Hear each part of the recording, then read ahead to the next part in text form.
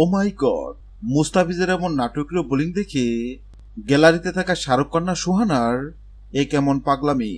মুহূর্তেই viral video. বল হাতে মুস্তাফিজের জ্বলে ওঠা মানে যেন চেন্নাইয়ের জয়। চলতি আসরের চিত্রটা এমনই।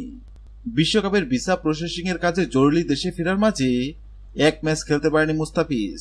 তাতে কি, ফেরার ম্যাচে বাজিমাত বাংলাদেশি তারকার। দলকে জিতানোর পাশাপাশি ফের নিজের দখলে নিলেন কার্বন ক্যাপ। টসের আগে ব্যাট করতে নেমে নির্ধারিত 20 ওভারে 9 উইকেট হারিয়ে 137 রান তুললে কলকাতা।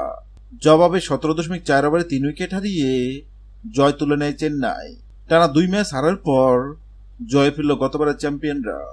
138 রানে সহস্রলক্ষ ব্যাটিংয়ে নেমে ভালো শুরু করে দুই ওপেনার রাচিন রবীন্দ্র ও ঋতুরাজ গাইকোয়াড়। এই দুইজনের 27 রানে জুটি ভাঙে নররা। 8 বলে 15 রান করে ফিরেন রাচিন। এরপর অধিনায়ক গাইকোয়াড় অভিজ্ঞ ডেরিল মিচেলের ব্যাটে জয়ের ভিত গড়ে চেন্নাই।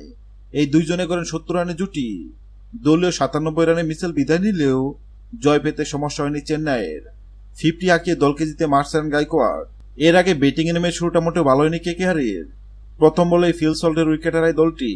শুরুর ধাক্কা সামলিয়ে সুনীল নারায়ণের ব্যাটে ঘুরে দাঁড়ায় কলকাতা। এই দুইজনের 56 রানের জুটিতে বড় সংগ্রহ করার আশা দেখে কলকাতা।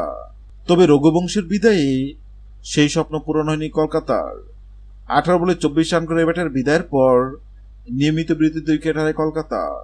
মুস্তাফিজ, দেশপান্ডে ও জাদেজার বোলিং তোপে মাত্র 137 রানে অল আউট হয় কলকাতা।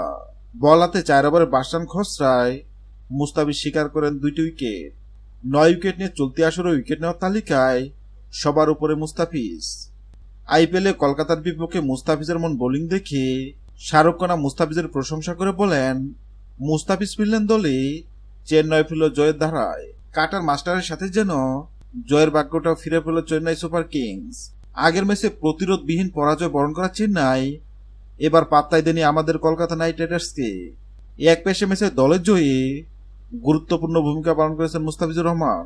সোহানা মুস্তাফিজের বোলিংয়ের প্রশংসা করে আরো বলেন, চেন্নাইয়ের উইকেটে মুস্তাফিজ খুব কার্যকর ছিল। সে খুব ভালো স্লোয়ার বোলিং করেছে। আমার মনে হয় সে অসাধারণ ছিল। সোহানা বলেন, আগামী মৌসুমে যদি সুযোগ পাই মুস্তাফিজকে আমরা দলে নিব। হ্যালো বন্ধুরা, যদি ভিডিওটি ভালো লাগে লাইক দিবেন এবং সাবস্ক্রাইব আমাদের সঙ্গে থাকবেন। ভিডিওটি দেখার জন্য আপনাকে অসংখ্য ধন্যবাদ।